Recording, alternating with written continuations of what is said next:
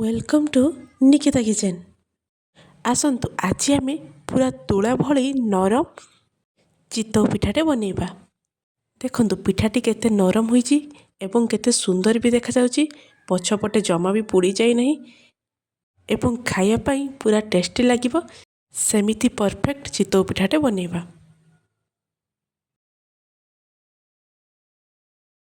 ता पाई प्रथमे 2 कप अरुआ चाउल नेबा। सेथिरे गोटे कप बिरी देबा। जेमिति चाउलर अधा बिरी रहिबो सेमिति हेले पिठाटी पूरा नरम हेबो।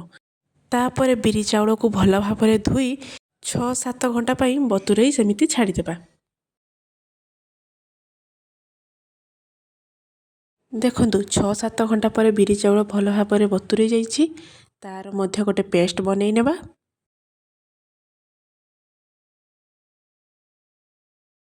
एबे आमे बिरी चाउलर पेस्ट बनै नेइजे। तापर सेथिरे स्वाद अनुसार लुण एवं अधा चामच रु कम खाइबा सोडा देई भल भाबरे गुळेई छाड़ी देबा।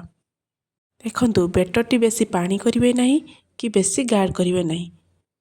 तापर बेटरटी गुळेई आपण 4 घंटा पाई छाड़ी देबे। जेहेतु एबे शीत दिन सेइति पाई 4 घंटा टाइम लागिबो।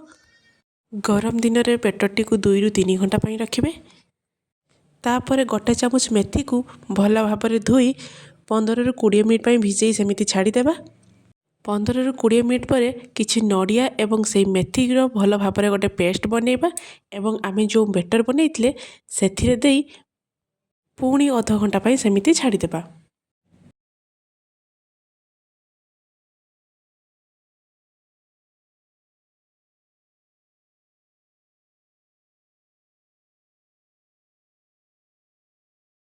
एबे चलतु पिठा प्रस्तुत करिबा।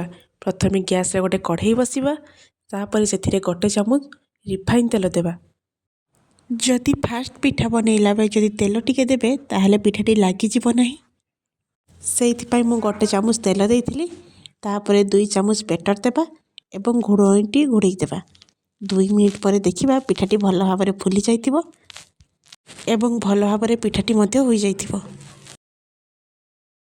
देखंतु पिठाटी केते सुंदर देखा जाउची। तापरे कढ़ई रे आउ तेल देबा किछि दरकार नाही। सेथिरे सेमिति बेटर देई देबा एवं घोड़ोइटी घोड़ेई देबा। 2 मिनिट परे देखिबा पिठाटी भल भाबरे होई जाइतिबो। सेमिति भाबे आमे सब पिठा गुडी को बनै नेबा।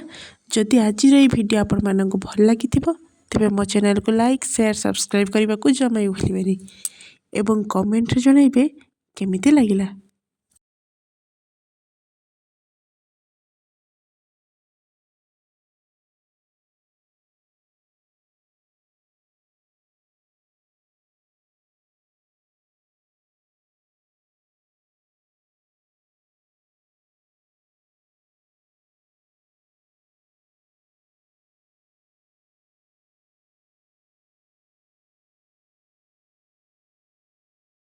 Thank you.